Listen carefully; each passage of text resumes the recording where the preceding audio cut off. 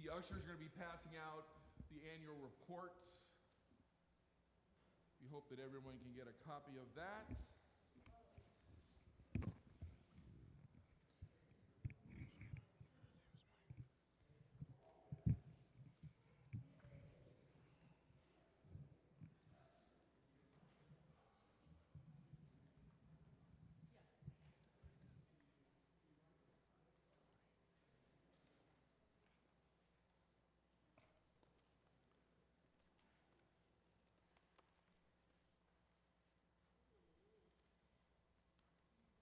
As those annual reports are getting passed out, let me just take a second to thank Nancy LeBlanc, Stephanie Muck, and Judy Ward, who spent hours and hours and hours putting all this together. So thanks to you wonderful saints for getting that put together.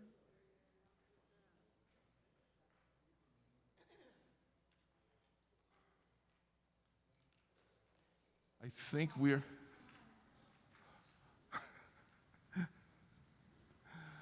think we are just about there, I think.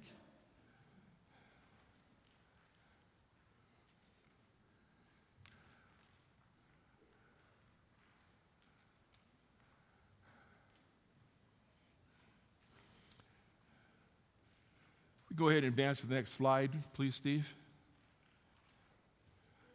Nope, next one. We're back. There you go. Perfect. We are going to officially convene our annual meeting. This always sounds so harsh. We're required to open all of our meetings with prayer.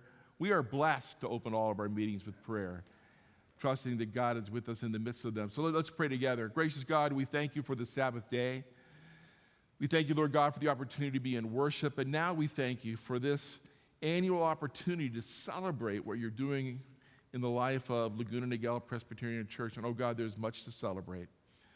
So we pray that your Spirit would continue to hover over this sanctuary, continue to be with our folks that might be out on the lawn or participating through the live stream.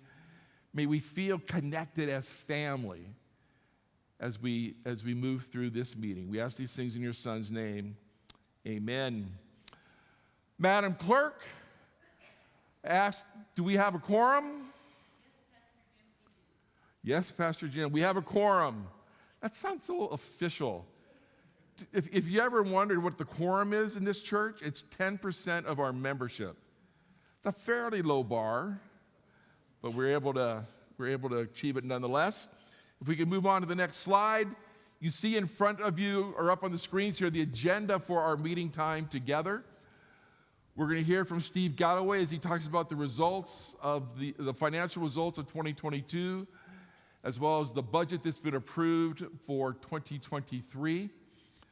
We're going to spend some time celebrating some of the accomplishments, just a few of the accomplishments of 2023. We will then do one of the things that's mandated by our Book of Order, and that is you will have an opportunity to review the pastoral terms of call. Now, normally, you are approving the terms of call for both Pastor Annette and for myself. But if you remember back to July, we approved Pastor Annette's terms of call already for 2023. So you really ought to be approving my terms of call for 2023. But you'll have a chance to see both of them. We're going to talk a little bit about some membership reorganization that we're going to be entering into.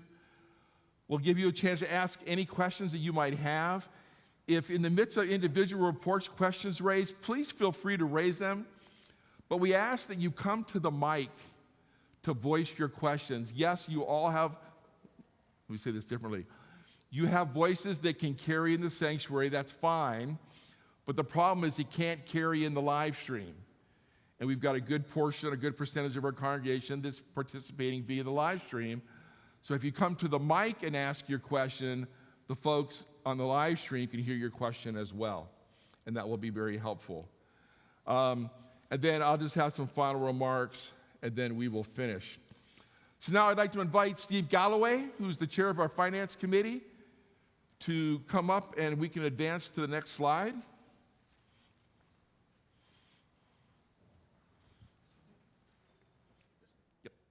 Good morning. I'll try to make this very quick. We'll start with a quick review of our 2022 results. You'll see that both revenues and expenses were under budget. This caused us to end the year with a deficit. If we can go to the pie chart. Oh, I should remind you that last slide. If you want more detail, go to page 32 in your annual report. This chart shows our distribution of those 2022 funds across our various missions and operations at the church. That deficit from 2022 was due primarily, or in part, due to increased utility costs, increased insurance costs, just general inflation across the board.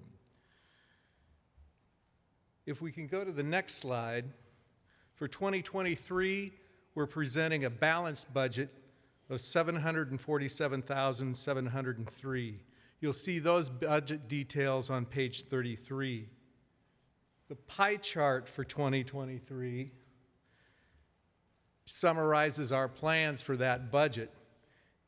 I think it's going to be both an exciting and a challenging year as we seek to expand our pastoral care, our missions ministries, and our outreach.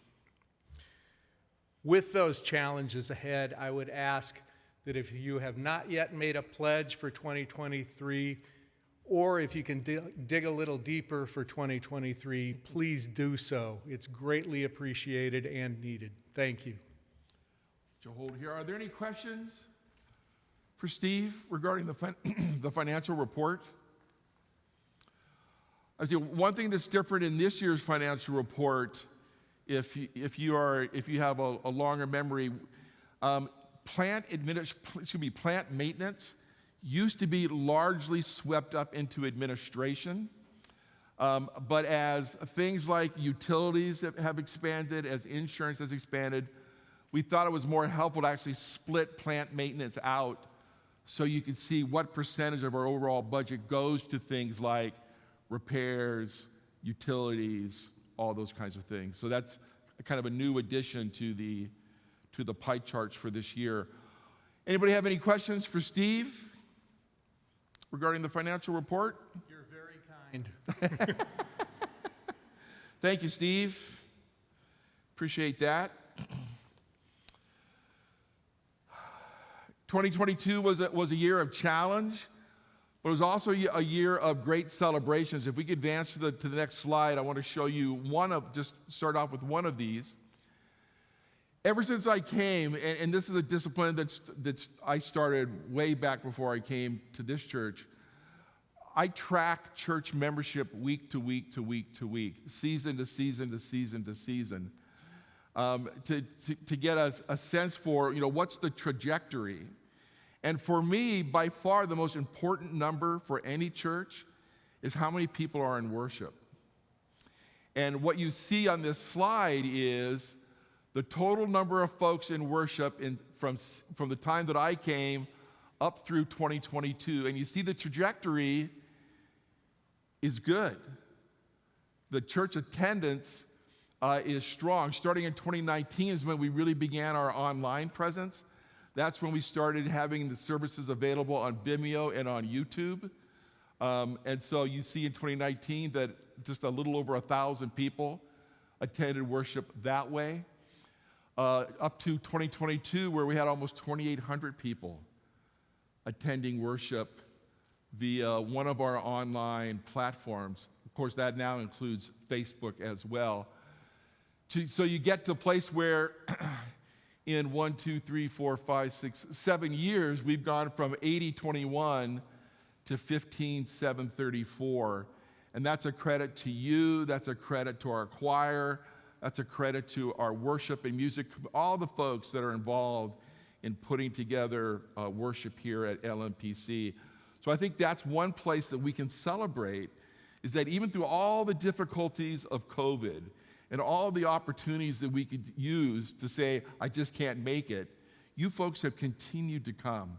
And you folks have continued to watch online or watch out on the patio. And I am exceedingly thankful for your faithfulness in that area. If we could bounce to the next slide. We also have embraced a new style of youth ministry in this church with John Denton's departure and ordination, and he's doing a great job down at Grace and Vista. It gave us an opportunity to kind of re-envision what's happening in youth ministry here. Hopefully you've seen some of that as you've seen more youth participating in leadership and worship, but also, participating in events of the church, as well as coming to fellowship almost every single week, except when their leader has COVID. We're also in the midst of expanding our Bible study opportunities. For decades, we've had Bible study, wonderful Bible study opportunities during the week, during the day. But we recognize that, a whole bunch of you folks work. And, a 10:30 Bible study on a Tuesday morning or on a Tuesday afternoon might be great, but you're kind of cut out of that. So we've started with the Wednesday night class on Romans. That's going to continue on as we embrace other Bible studies for the nighttime and maybe Sunday after church. But we're expanding the offerings that were offered in terms of discipleship. And also, I wish Pastor Annette was here, but we have greatly expanded our pastoral care to the congregation, and that is all Pastor Annette. One of the things that we do is we have to turn in timesheets, how many hours we work a week. And I am very much aware of the fact that Pastor Annette spends dozens and dozens and dozens of hours in pastoral care, on the phone, in person. She just does a fantastic job.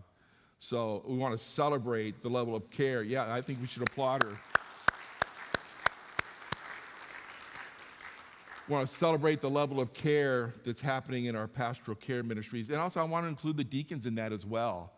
The deacons are doing a great job in terms of their parishes and ministering to members that are in their parishes, sending cards, contacting and stuff.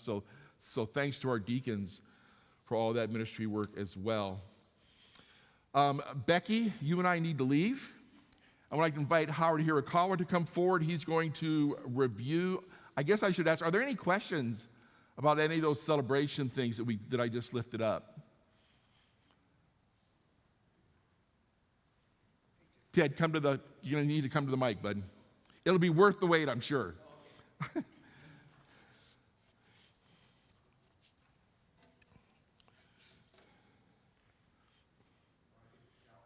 Nope. They can't hear you all the way in their homes on the live stream. Thank you. Again, thanks, Jim, for the report. That one slide that showed like the increasing numbers in worship attendance. Mm-hmm. Can we bounce back to slide number 8, Steve? There you go. That one. I guess I'm kind of surprised based on what I'm seeing. You're going to be more surprised here in a few minutes about how that makes sense. Yeah, I had trouble processing that, to be honest. Yeah, we're going to do a little deeper dive into the worship numbers here when we talk about the membership reorg. Okay. About how those numbers are generated. So yeah. It's just I'm basing it on what I observe out exactly. in the sanctuary. Well, yeah, go ahead. Yeah. Yep. Thank you. That's all. Thanks, Ted. I appreciate that, Ted. Hearing no other questions, Becky and I are going to leave. Looks like she's already gone. Yeah, there she goes. And I want to invite Howard Hirakawa, who is the chair of our personnel committee, up for the review of terms of call. Thanks, Howard.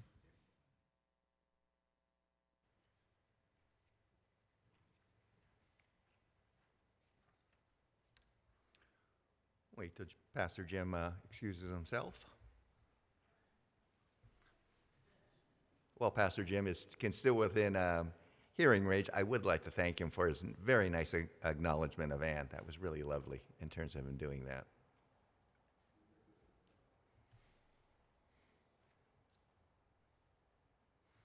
Okay, we can begin.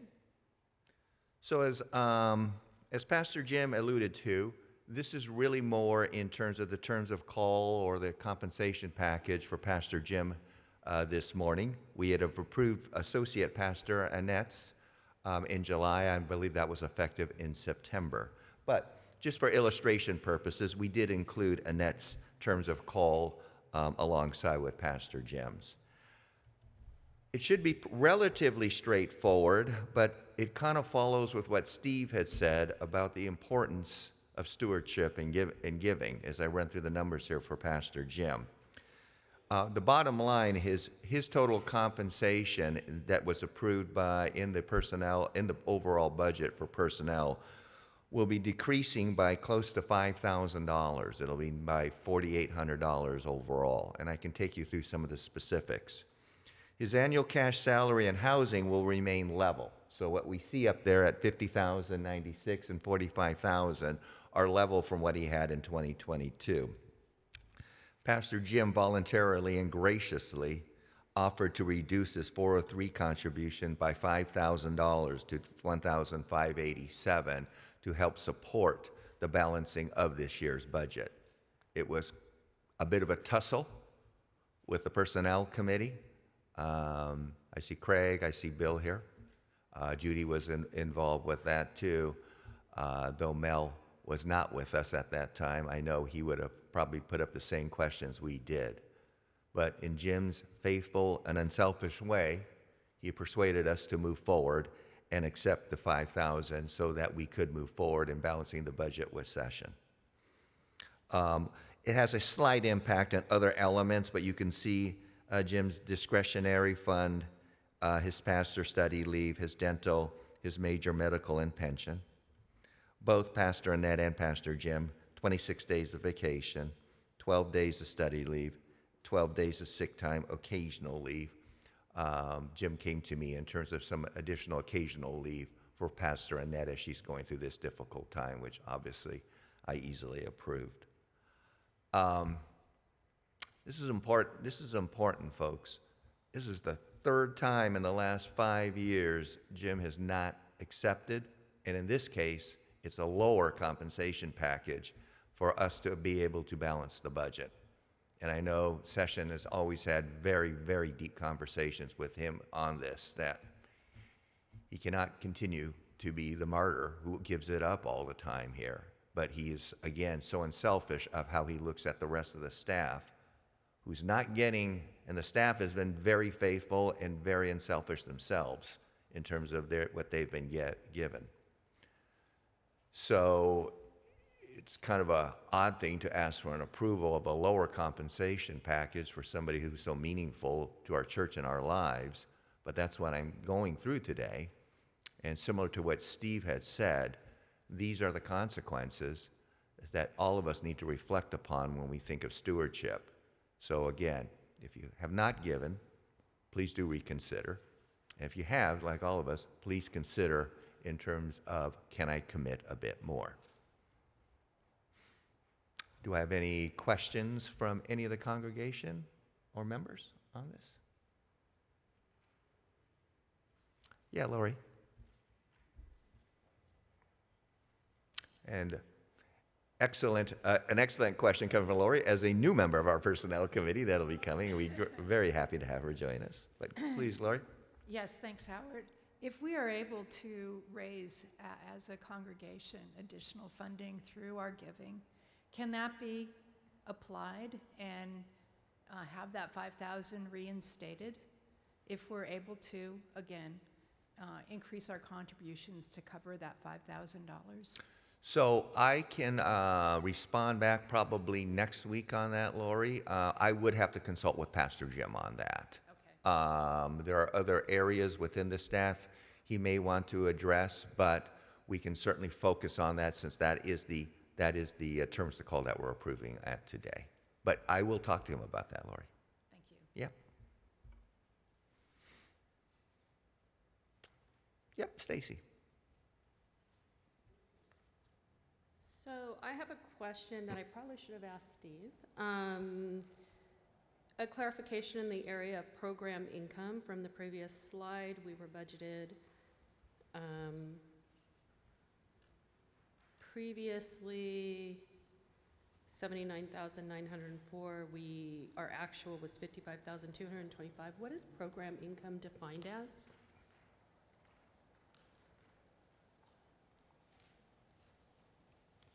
Do you want to maybe come to the microphone, Steve, if you were going to answer that? Program income on page 32 of the 2022 budget results.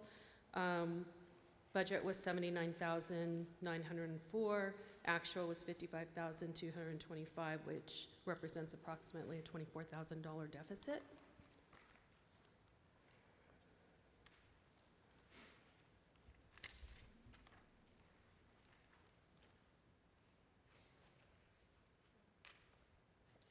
Your question is the difference in that program income?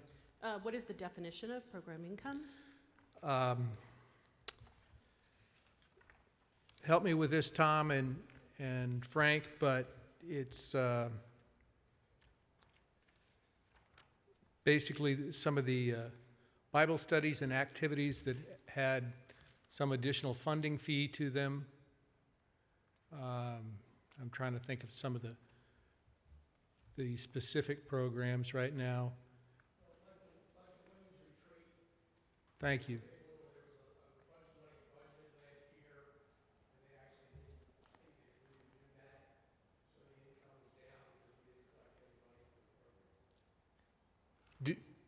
For those that couldn't hear that, the women's retreat funds, that program was smaller than planned, or actually not held due to COVID. Okay, so this doesn't represent a reflection in terms of expense versus income. It just was in terms of budget and then not spent budget because it's under contributions. So I was just confused by that. Rather than contributions, I guess that should be revenues. Okay. And then I was just curious why, if we were at 2022 at $55,000 actual, why we're raising that or maintaining it at $74,000 this year.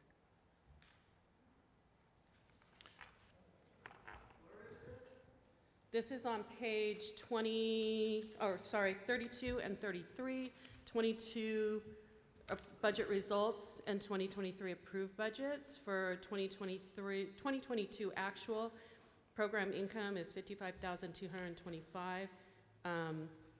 Yet we're maintaining our 2023 budget of $74,614, despite the fact that we don't have enough money to provide raises to our pastor when he's actually increasing his scope of pastoral care towards our youth, as we lack a youth leader and we don't have budget for one.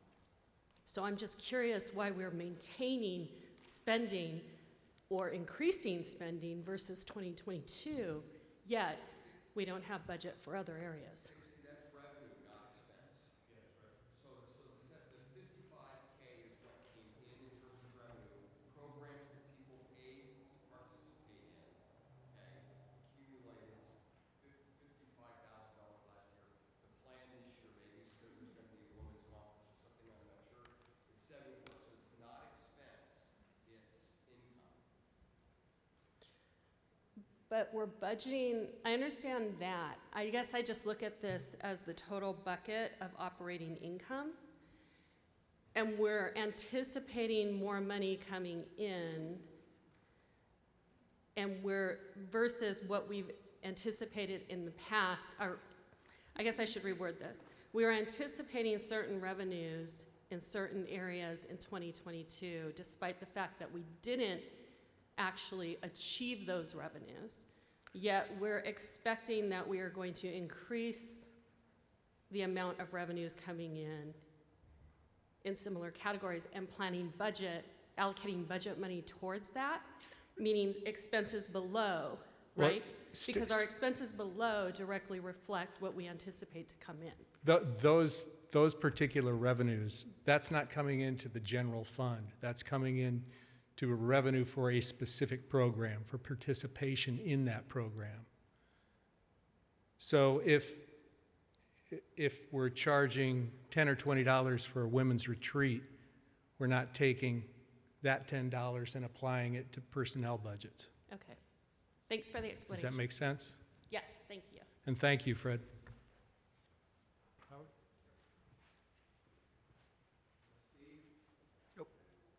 Yeah, Joe. Yeah. The congregation is seeing this for the first time, and it's a very complicated picture of how church budgets come together and the monies come together at the end of these year. But as a first look, as I sat here, I said, this is not a picture of a church that's in financial stress. It looked to me at a first look that we're doing better this year than we did last year, or we anticipate doing better this year than we did last year. Now, and I'm not really asking for an explanation because I'm not sure it can be condensed down simple enough, but the impression is that we're able to take care of our facilities, we're able to support our programs, and we're not in financial distress. And I just wanted to give you the impression that I have from a quick look. And I hope it's a good picture and we see at the end of this year that we're still doing great. But I wanted to add that. That said, I wouldn't call it distress, but I think Craig and Buildings and Grounds can tell you that we could sorely use additional funds for what is essentially deferred maintenance. You know. Well, what we really don't have a reserve for replacement. And Okay. you know, Eventually we're going to need it. yes, with 22-year-old HVAC and heating systems, those kinds of things are out there looming in the distance, but we basically had to dip into reserve for replacement to balance the budget this year. Okay. As I say, it's a complex picture. Very good. Thank you. Thanks. Any other questions?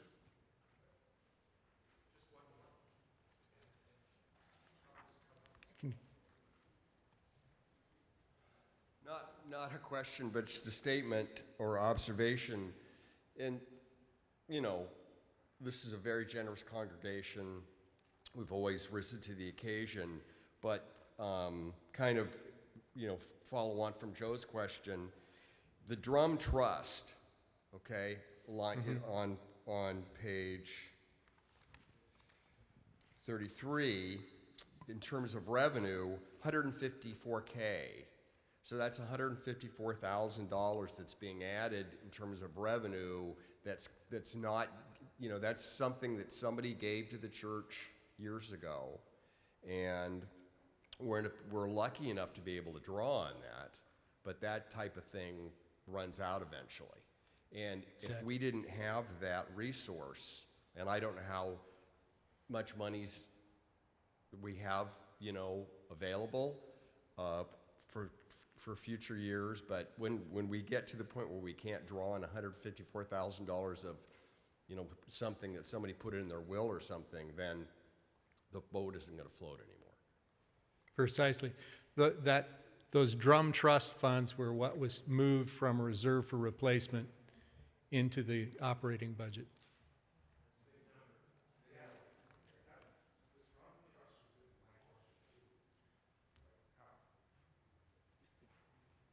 Are the funds such that can continue for a long time, or?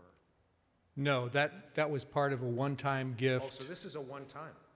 Yes. So this won't exist next year? No. I mean, yeah, in 2024. Other questions? Thank you.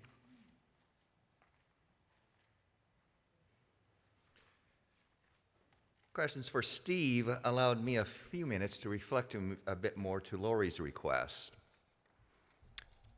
This is what that would be really odd for me to go to Jim to say, hey, it was asked if we if we are able to raise another 5,000 through stewardship, would you accept it? And we come back and say, yeah. Jim said yes, he would. So here's my commitment.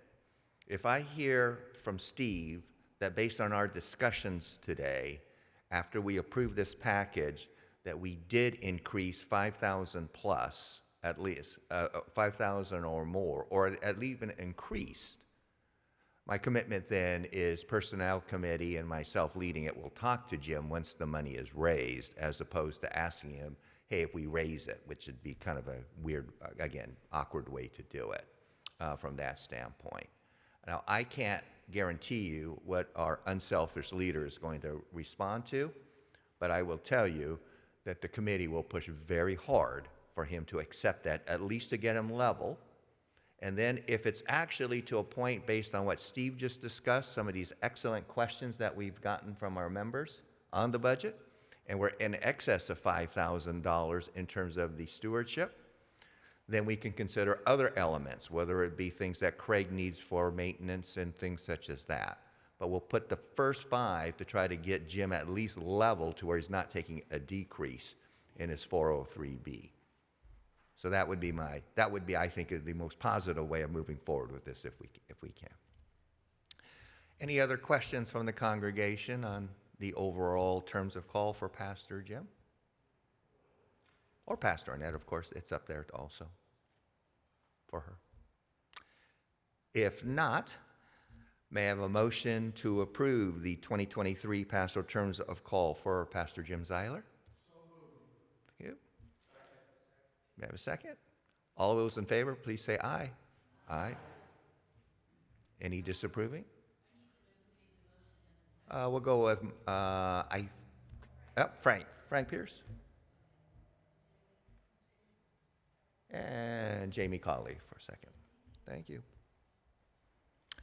And anybody not in favor, please say aye or nay. All right, it is approved. And again, I thank you for the candor and the good discussion on this.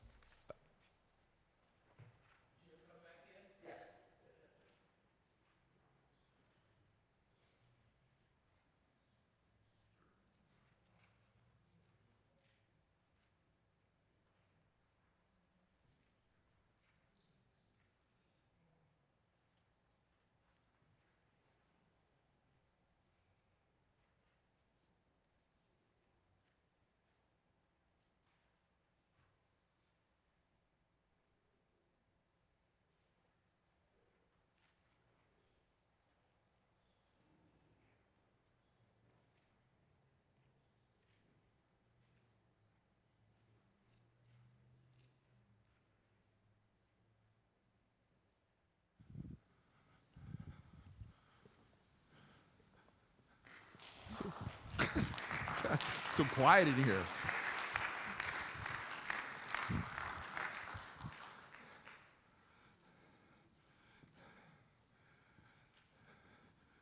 Do I still have a job, Howard? Okay.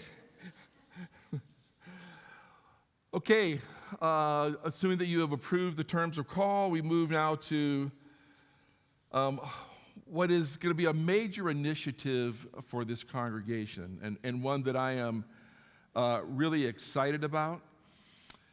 The church is required by our book of order to maintain certain roles and registries. And you see up on the chart, up on the screen here, the roles that we are required to maintain: baptized, active members, and affiliate members. And then registries that we are also required to maintain. And that is baptisms that our session has approved. That's the difference between the top roll and the bottom roll. The ruling elders and deacons and when they've served, and also the installed pastors that have served a particular church. Every church is required to maintain these rolls and registries, and this is kind of how we count ourselves. This is how we for several different purposes. This is how we decide, how much of what we happen to be. If we go to the next slide, historically, it used to be that just like churches are asked to do financial audits every year, churches used to be asked every 3 years to do audits of these rolls to make sure that they were accurate, that they were, in fact, an honest depiction of really how many people happen to be a member of a particular church. That Book of Order requirement was dropped a number of years ago. To the best of our knowledge, and you know, I'd love to hear differently, but we don't think we've done this for at least the last 20 years. We are not unusual about that at all. The great example that pastors use to talk about the value of this, and I don't need to name the church, but we have a very large PCUSA church on the East Coast. They had a long time, very successful pastor that built that church up from 1,500 members to over 11,000 members. Well, when he retired, they called in a new pastor, and that new pastor wisely, actually the interim should have done it, but that new pastor wisely said, hey, we need to audit our roles to make sure that, you know, people that are listed as active members of the church are actually active members of the church. They dropped 6,500 people from their membership. A church that I served one time, the stewardship numbers and the membership numbers weren't lining up. They weren't making any sense. So I simply said, look, just give me a roster of every member. We had 111 spaces that we didn't have names for. So obviously that's the church that hadn't audited their roles in a long time either. So we this year are undertaking the task of auditing our roles. And if we go to the next slide, what this does is I think it creates a great opportunity for us. Accuracy in roles and registries help the session to wisely allocate resources and staffing in particular areas. It also helps align expectations. Like I said, when that one particular church that I had served went over a quarter of its membership, they didn't even have names for the spots. Obviously, expectations were widely out of focus. So making sure that our roles are in fact accurate helps us to align expectations. And it also helps us, I think there is great value in transparent accuracy. The phrase, Steve help me here, the phrase that I've been using fairly regularly is that I much prefer a somewhat sad reality to a blissful delusion. And so what we're doing is getting to the reality in this, and we're going to do this in a particular set of ways. If we go to the next slide, we're going to continue to, we don't have any choice. We have to maintain these roles, and we should maintain these roles. There's value in maintaining these roles. And we're going to go through our active member role to see who on that list are actually active members of the church. Right now, we have 258 names that are on that list. I will tell you that going through that list with the help of financial records and eventually staff and session will go through the same process. We got a lot of names on there that we haven't seen in a long time. So we're going to look at that. We're going to make sure that active membership role is in fact accurate. If we go to the next slide, the second thing we're going to do is we're going to look at our affiliate members. Affiliate members are counted as active members of the church. An affiliate member, for example, they can take several different forms. Sometimes it's a college student who's an active member in a church in Florida, but they're out here going to UC Irvine, and so they want to affiliate with our church. So that's just one example of an affiliate member. There are some traditions that when a member comes and becomes an active, ongoing participant in our church, if we try to contact them, say, would you please send to us their membership letter, they'll say, no, we won't. And so sometimes those folks officially affiliate because their home church won't allow them to quote unquote transfer. And there are some other reasons that are a little less helpful. but that's the kind of where it's at. That's the affiliate member role, and we're going to call that the affiliate member active role. Affiliate folks who are actually participating, contributing members of the church. Next slide. And then this is the new creation. We're going to have a registry that's called an affiliate member legacy registry. And what this is really for is our young adults, many of whom have moved out of the area, are living and working, across the country, but still call us their home church. And particularly for their parents, that's an important connection. But they're not active, ongoing, week-to-week participants in the church. So we want to honor their legacy. We want to honor that connection by creating this registry that recognizes them as young adults of this church, and that we value them and that we appreciate them. But there just won't be the expectations of them that we have of regular active members in terms of participation or in terms of contributions. So we're going to maintain the active role. We're going to maintain the affiliate role. We're going to create this registry. The Book of Order allows us to create any registry that is helpful to the congregation. We're going to create that registry to honor our young adults. If we could go to the next slide. The initial net results of this will be a decrease in our active membership. That always happens. And it happens to a larger extent when a church hasn't done it for a long time, like us. So we will initially have a decrease in our official active membership, but but that decrease in active membership is going to allow us to celebrate the variety of forms of folks who are participating. Let me give you an example of what I'm talking about. And Ted, this is more about what you were questioning. As I said, I keep track of church attendance every week and have done so. We can go all the way back to 2005 and other churches that I've served, but in this particular church since 2016. This is 2022.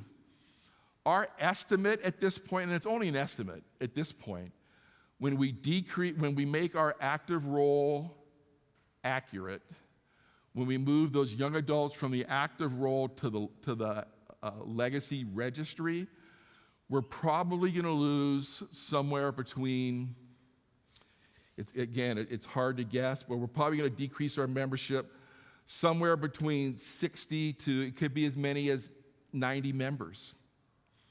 And let's be honest about that. Nobody celebrates those kinds of reductions. That is sad. And so that's not something that we're going to celebrate. Woohoo! We've gone from a 258-member church to a 170-member church. Let's party. Nobody's going to feel like that. But again, back to the kind of the phrase I used before, I much prefer a sad reality than I do to a blissful delusion. And moving young adults from an active role to a legacy registry means that they no longer are expected to pay per capitas. They're no longer expected to be contributing members of the church financially. Many of them worship with us when they're here in town, and that's great. But this new way of counting our members allows us to align expectations with reality. It also allows us, though, to celebrate, and I wish, can't tell. Tom, is that you back there, back row? Thank you. It allows us to celebrate what is not the reality in many of our churches. And that is to say that we are worshiping far beyond our membership. If you look at, this is 2022, and I divide the church here into seasons so that we can compare seasons to seasons. That's much more helpful than a week-to-a-week comparison. But in the wintertime, which is basically the first week in January up to Lent, we averaged 226 individuals in worship. That counts in-person worship, patio worship, live stream worship, also the folks that are in worship at the Journey on Sunday afternoon at 4. So that 226 is a combination of all of those numbers. Lent was 248, spring was 253, summer was 253, fall 233, Advent 263. And who remembers when the last Sunday of the year was in 2022? It was January 1st. So attendance was a little low that day. That's one particular day. It was a little low. But folks, the reality is that we are a congregation of somewhere between 175 and 200 members, and yet we are worshiping far beyond our membership. And I got to tell you, that's not the reality in a lot of our churches. And so that's a credit to you. Again, that's a credit to all the folks that are involved in creating ministries at the church. Most importantly, it's a credit to the Holy Spirit and what the Holy Spirit's doing in the life and ministry of this congregation. So when we say a particular attendance, we'll just use that average number, 226, Ted, again, in person, on live stream, on the patio, and also the folks that came to the Journey. So that's where that number comes from, okay?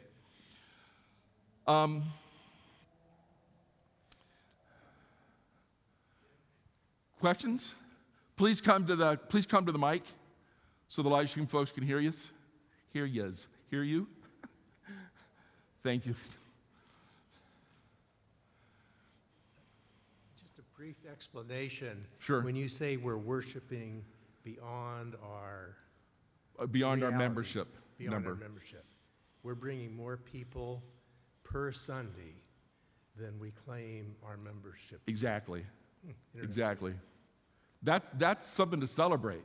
Yeah. Because again, and these numbers are really dated, so I don't. Tom will probably know how realistic these numbers are anymore. But I remember the Northeast talking to a pastor in Boston who said that, yeah, we normally worship about 20% of our membership. In the South, if we hit 55%, we were thrilled. Pacific Northwest, I think it's around 30%. Tom, am I even close? So you know, in what I don't know, and Tom, you can help me, Southern California, are we between 30 and 40%? Yes. Yeah, COVID, yeah. So when we say that's what's going on across the country, and yet we can point to, we're worshiping 130, 140% of our membership. Folks, that's you. And we got to celebrate that. More questions. Fred, do I see you inching towards the mic?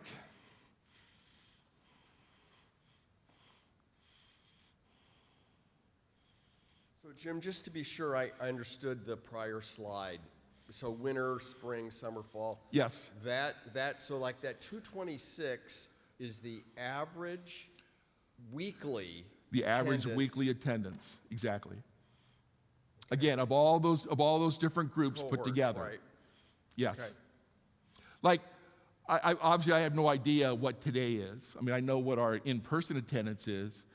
We typically online worship somewhere, but normally, you know, sometimes when Annette preaches in the All Sweden television, you know, we have hundreds of people online. But when it's just regular old me, it's usually somewhere between 100 to 175 folks that are worshiping online. And one of the things that we're going to do, and this is, I've had several conversations with stated clerks and others about this. We're going to embrace this virtual congregation. We have folks who are worshiping with us every single week, who are pledging to this church financially, who are a part of this church in every way but physical presence. We're going to embrace those folks. And not only are we going to provide opportunities for worship for them, but we're going to create opportunities for discipleship and pastoral care.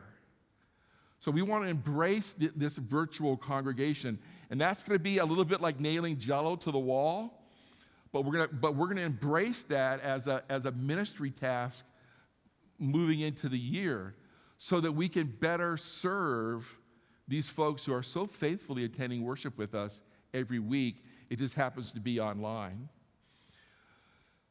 Let's go to the questions in general that you have about anything and everything. Mr. Scott?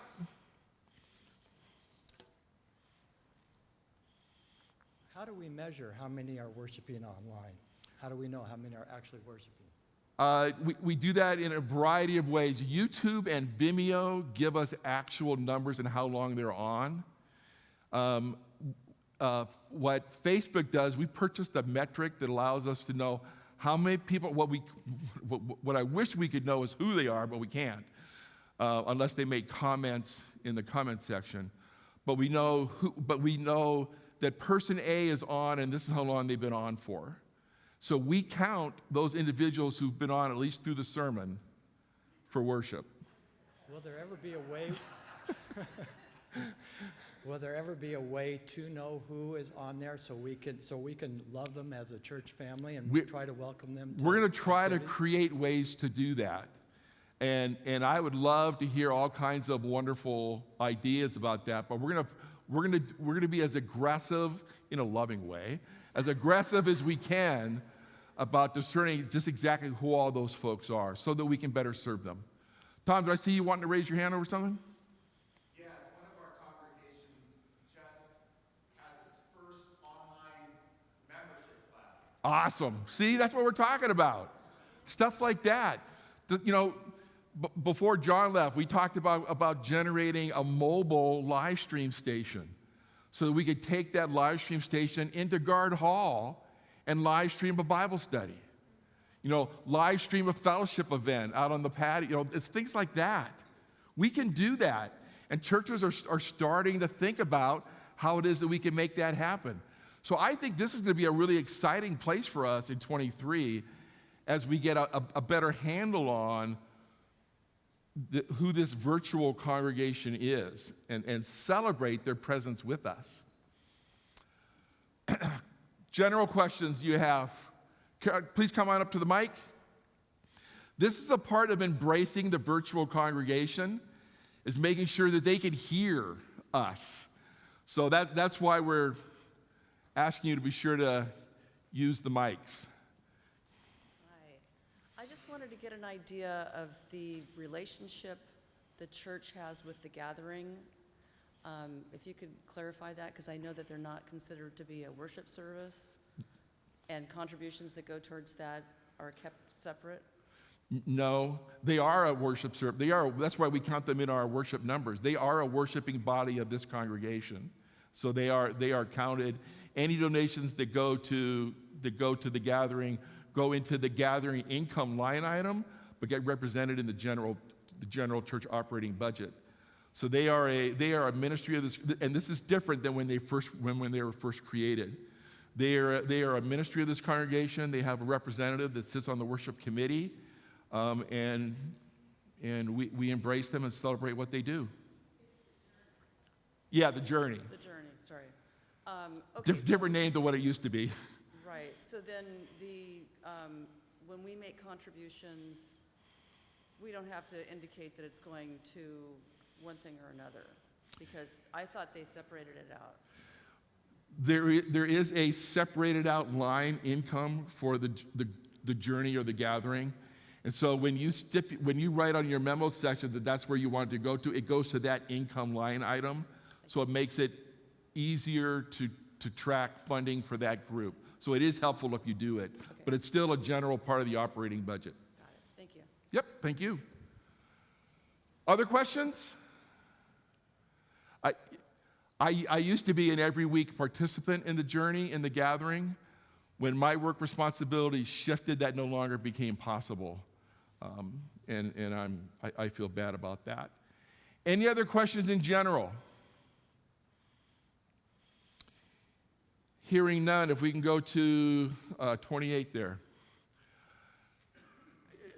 I had a friend, a pastor, who used to say, and it's a ripoff from, I think, Casey Stengel, that pastors get way too much credit when things are going well and way too much blame when things are going poorly. The reality is that this church lives and thrives out of the ministries of its members, out of its leadership, and out of its volunteers. This church, to use a boxing analogy, punches far over its weight, and is alive and vital in ways, and that is a reflection of your vision, your hard work, your dedication, and all of that. So what I'd like to do is, first of all, recognize those who serve, currently serving on our board of deacons or on our session. These folks work tirelessly, and if I have to name you and embarrass you to tell you to stand up, I will, because we want to applaud you and give thanks for you. But if you are currently on session or currently on the board of deacons, could you please stand up so we could thank you for your work? Come on. Okay, make sure you're all standing. Okay, you are. Well done. This church is exceptionally well served by the faithful folks that you have called to serve as deacons and as elders of this congregation. They are, in good Presbyterian fashion, they lead teams.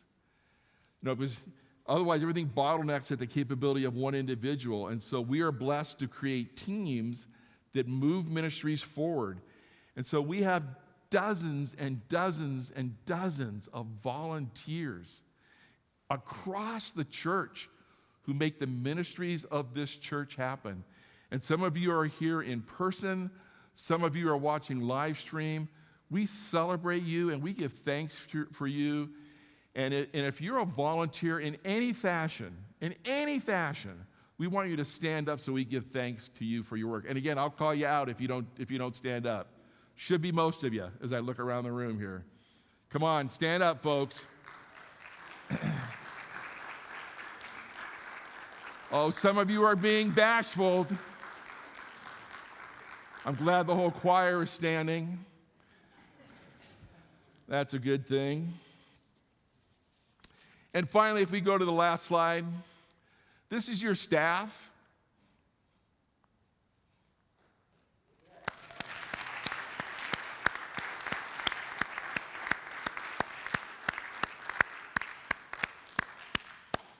It is a joy and blessing to be a part of this team. Oh, thank you.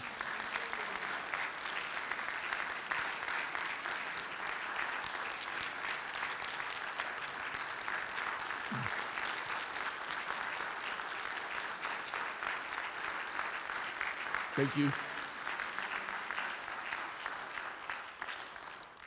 Thank you for that. If we could move to the final slide.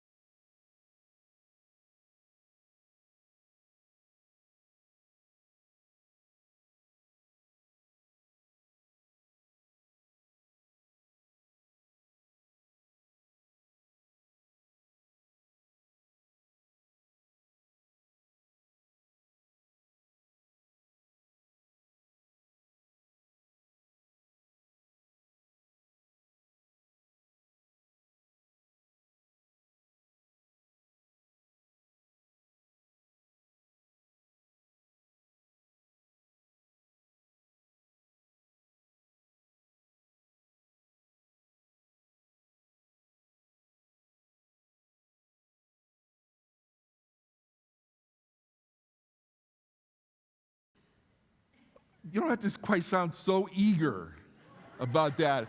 We got Mal on the motion to adjourn. Is there a second? Seconded by, I don't know who that was. We'll say it's Fred. All in favor, move out to the patio and enjoy fellowship. Opposed, stay here and ask me questions. God bless you all. Thanks for coming.